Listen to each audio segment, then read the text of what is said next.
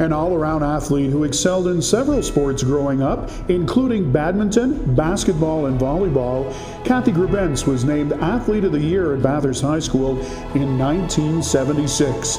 But it was on the golf course that she would enjoy her greatest success, where she has dominated ladies golf in Bathurst for over 25 years and won several Gallen-Bray Ladies Championships. She also won the New Brunswick Amateur Golf Championships in both 1989 and 1991 and was a member of the New Brunswick Amateur team 8 times before turning to the senior ranks, where she won her first of 5 New Brunswick Senior Championships in 2008. Kathy Grebenc, 2012 inductee in the individual category in the Bathurst Sports Hall of Fame.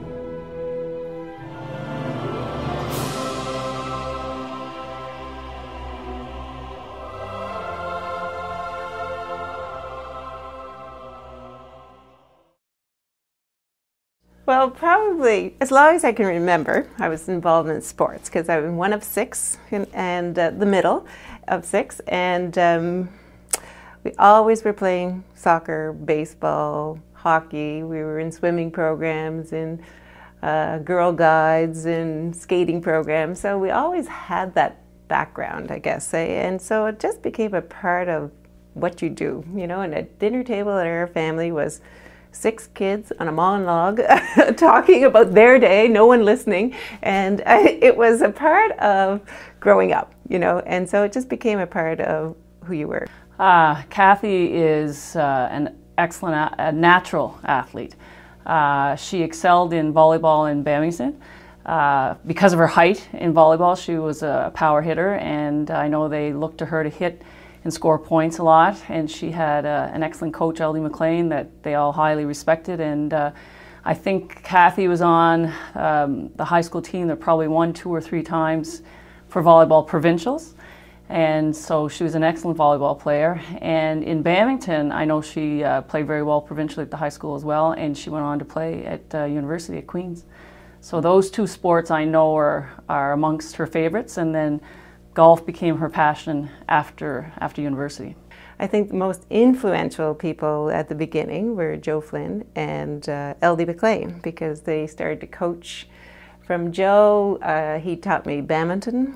We used to go to the old parish hall at Holy Family Church, and all he did was teach us how to serve and how to clear the shuttle from one end of the court to another. We practiced that. I can remember him teaching us basketball and you know, giving up a lot of his Saturdays, and from him I learned play hard and play right to the end of the game, you know. And from LD I learned he was a great volleyball coach.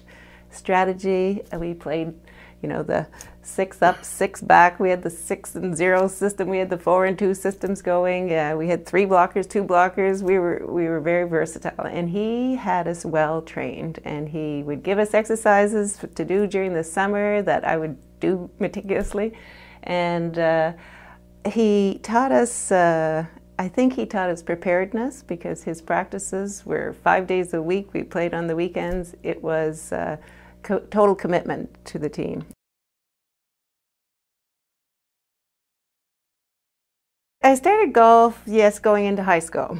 And it was I was 16, and a friend of mine said, "Oh, come to the golf club and just see." And she ended up quitting, and I ended up keeping on going, and I just played all the time. And my mother told me, either get a job or keep yourself busy. So that was a no-brainer as far as I was concerned. Kathy naturally has a beautiful swing, and she doesn't have to work real hard at her natural swing. And she really kind of took off, I think, in her 30s, when she started taking it a lot seriously. And she started practicing a lot, especially on her short game. I think she quickly figured out that if she was going to get ahead in this game, she had to pick up on her short game, and she certainly spent hours and hours and hours practicing around the green. I started playing, I guess, when I came back and I was teaching. Of course, teaching affords you time during the summer, and that sort of goes hand in hand with golf. And so I think as I look back on it, though, I think it was just a great place to come. I mean, who can dislike Gallen-Bray? Because it's a great place to look, even if you can't golf. It's just a nice scenic spot. So, And I think sort of, as friends doing it, and but I did end up liking it probably more. I didn't practice as much then, I just played, and I think though once I went to tournaments, and you're still starting your own career, so you're busy doing those things too, but I think eventually things settled down, and for the first 5 or 6 years I just would appear at the tournaments. I hadn't practiced very much. I could hit the ball and I could putt and chip or whatever, but not to maybe the degree. My handicap's lower now than it was back then, so I kind of just fell into liking it more and doing it more and practicing more and getting some lessons, and mostly group lessons I think at the time, and I think then you sort of get a little better and you get more competitive, so then you can see the opportunities. And then when I won in '89, that sort of maybe sparked a little more of an interest, thinking, I could win, if I really put my mind to it. And I think since then probably it's maybe the TSN turning point. I don't know. I'm not sure when it was, but it's a gradual thing, really. Yeah, I guess. So '89 would have been the first provincial amateur? Yes, and it was held at Gambray, and it was horrendous weather, and it was, the wind was blowing and the flags were going, and even they called off the tournament for everyone except for the first division who were in contention for the tournament. I didn't play golf then, but I have a cottage at the beach, and I was driving my kids down Y'all, and I said, look at those idiot women out there playing in this. They gotta be crazy. The flags were practically bent over. It was a major nor'easter, and she won it that year. It kind of shows the dedication and the love that somebody has for the game of golf too. Either that or insanity, one or the other. I remember in '91, when I won down in Westfield, I was having a good round, and I was way behind, 9 holes behind, or 9 shots behind, I think, going into the last day. So I wasn't really thinking that I was going to win, but I was having a good round, and I thought, I just want to finish having a good round. And on the 15th hole, it was a par 3, and I started to get nervous because my round was good. It was really exciting because Mary Ellen Driscoll, who's won 25, 26 provincial amateur titles, this was going to be her 25th.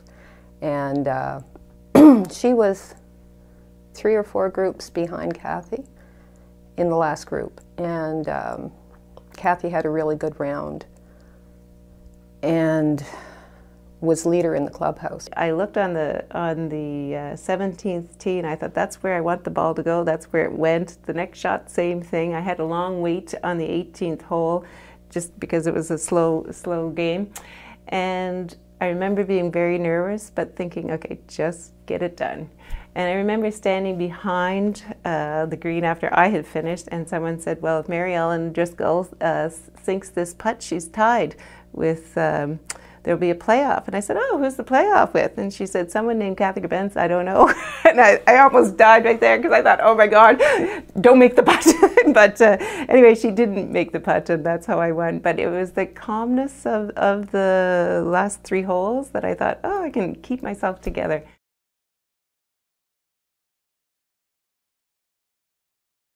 I like to be relaxed when I'm playing, although when you get into a tournament situation, it is a little nerve-wracking, and I kind of enjoy that too, but generally non-flustered, I would say.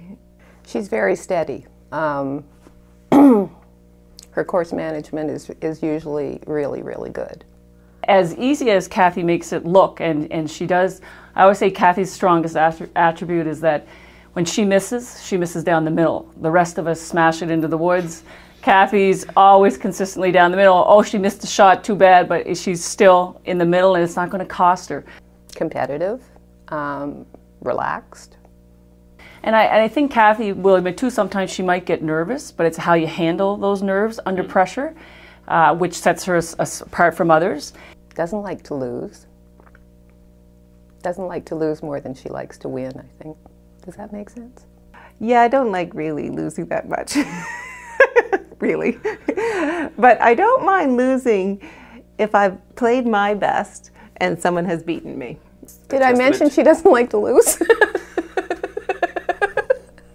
To say that you're in the top 10 across Canada in the senior rankings, Kathy finished 10th a few years ago, and to me, that just says it right there. You don't have to say anything more. That's how good she is.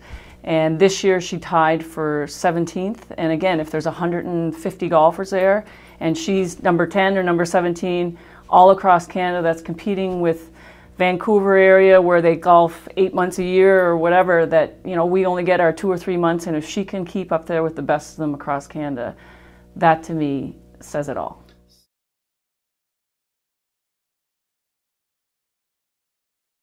But one thing seriously I'd like to say is not only has she been a really good competitor, but she gives back to the sport.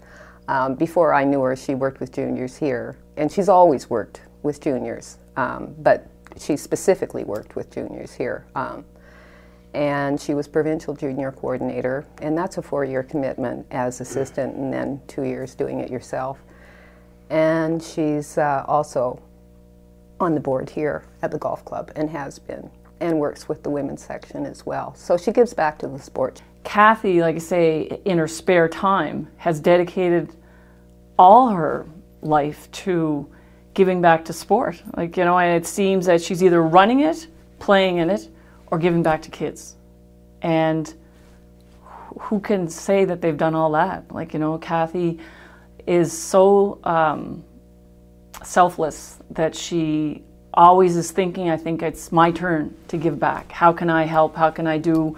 What should I do? And that she's always feeling that, you know, that community, sense of community, and it's her desire to fill a need when it's necessary.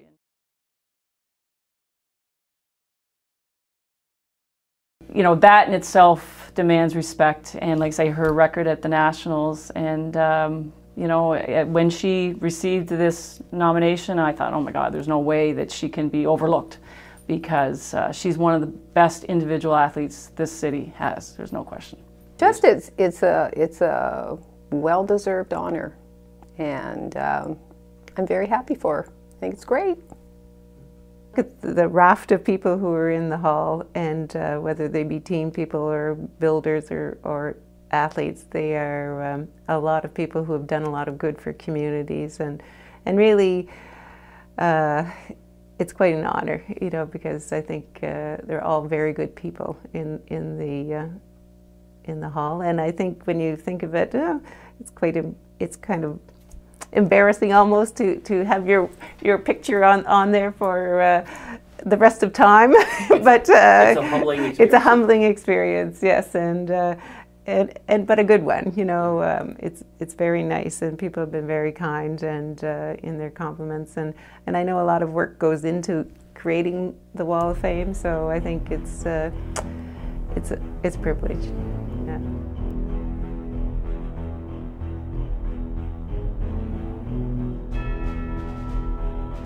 Kathy Grebenc, 2012 inductee in the individual category in the Bathurst Sports Hall of Fame.